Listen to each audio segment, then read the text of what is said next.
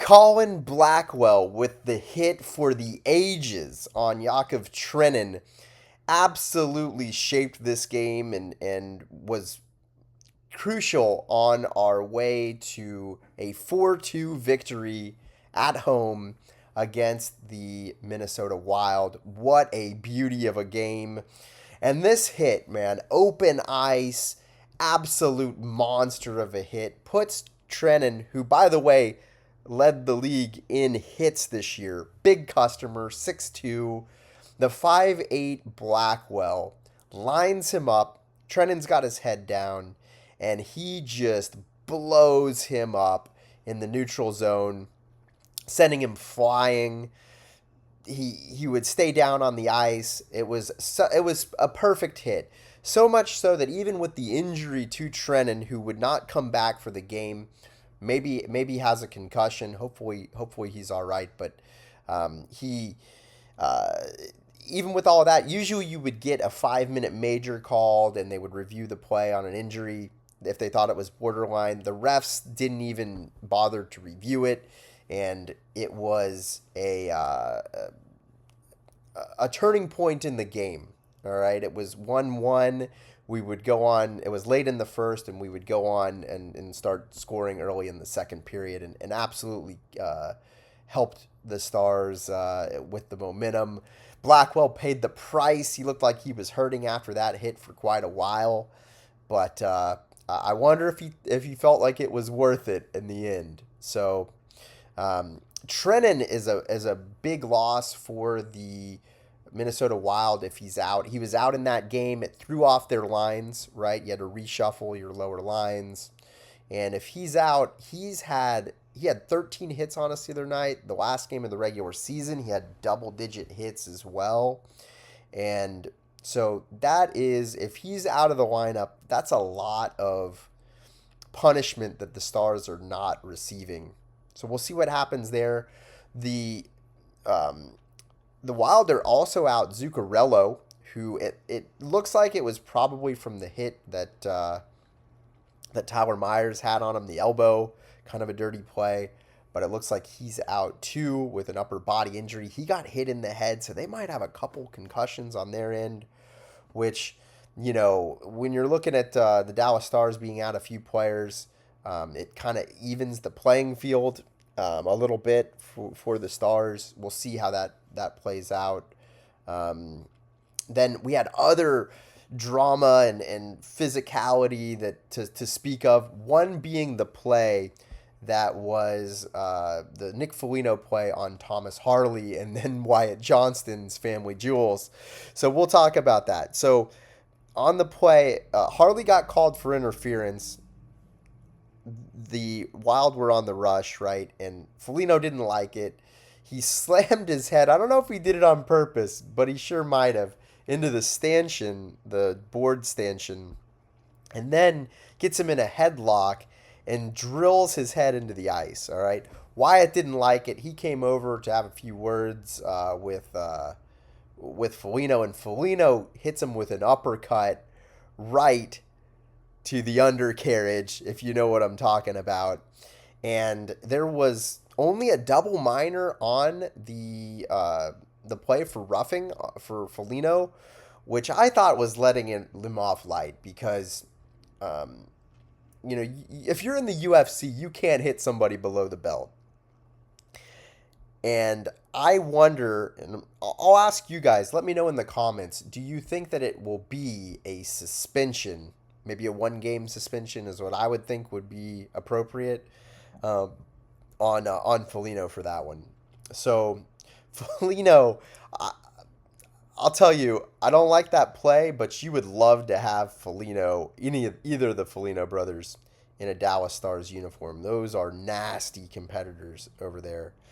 And what a nasty game. What a nasty playoff feel kind of game.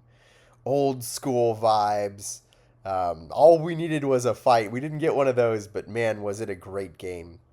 So the other thing that was huge in the first period for us was the performance of Jake Oettinger, who I thought was absolutely perfect in the game. There was not one goal that was scored on him of the two that I think anybody's going to stop. Both of those were beautiful shots. In the first period, he made 3 massive saves, 2 on Boldy. One when Boldy was in the paint, had his stick in the paint on a bang-bang one-timer play on the backhand, and Otter with the miraculous glove save there. Then he would stop Boldy on the breakaway. Boldy didn't put much deception on it, but he had plenty of time to pick his corner, and he couldn't beat Otter's glove again. And he would also stop a beauty of a pad save on Yurov on another bang-bang play. All elite level saves from Jake Oettinger, who seems to always bounce back. He's now 19-8 in games where he's coming off of a loss in the playoffs. Just incredible stuff for him. He was our number 1 star of the game, point blank. Glad that they didn't opt to put in DeSmith. I didn't think they would, but people talked about it. And hopefully he can continue this. He's going to need to be big for us for the remainder of this series, because this Minnesota team is serious. So we would get a goal. On the flip side of it, Wallstead looked like he made quite a doozy on that Wyatt Johnston goal. So after the big save on Yurov by Otter, shortly thereafter, same shift, Oscar Beck throws it along the boards on the end wall to Lundqvist on the far wall, and Lundqvist does this slick soccer inside instep kick to the point for Lundqvist on this, or Lundqvist rather to Wyatt, and Wyatt shoots it. It goes off of the backboards. Wallstead doesn't track it. He's looking over his shoulder, and it hits him on the tricep and goes in the net. It hits the back of his tricep there, and some people were calling this a lucky bounce. I called it a not so good read and play off of what was a predictable kind of a pool shot bounce off of the wall. So that was on Wallstead. I guarantee you he wishes he had that one back. So the rookie is definitely beatable. He looked good for the rest of the game, but that one could have cost him the game in a low scoring game like this one. So we had some rough calls both ways. The roughs were not perfect. There was a lot going on in this game, but I think the Stars got the worst of the calls. In addition to the Foligno being able to play the rest of that game, I think he should have had at least a 10-minute misconduct, probably a game misconduct. He did not. We had another nonsense call on Miro Heiskanen, where one of their players just tripped, and it was the end of our power play, and the guy tripped, and Miro was in the vicinity. He got called for tripping. He was upset about it, and for good reason. Then they had another one. A Rantanen gets the offsetting slash at the end of it. Was one of our goals, and they win at our players. Rantanen, I think, at the worst, touched somebody in the back with his stick. There was a lot going on in that, and somehow we came out with more penalties than they did, even though they initiated the scrum on our goal. I've never seen anything like that. The crowd was letting them hear it with the "ref, you suck" chants. On the flip side of it, Tyler Myers may have gotten away with some cross-checking in front of the net. I thought he had his best game, by the way. I'm eating a little crow on wishing that he was pulled out of this game, because he really was a difference maker. He was physical. He cleared the net. Just a great presence out there. No mistakes of any significance either.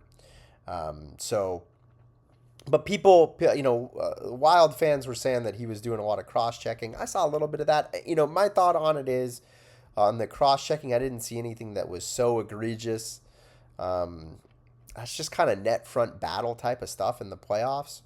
But, you decide. Let me know that in the comments. Do you think Tyler got away with one as well, or several? He had 4 hits on the game.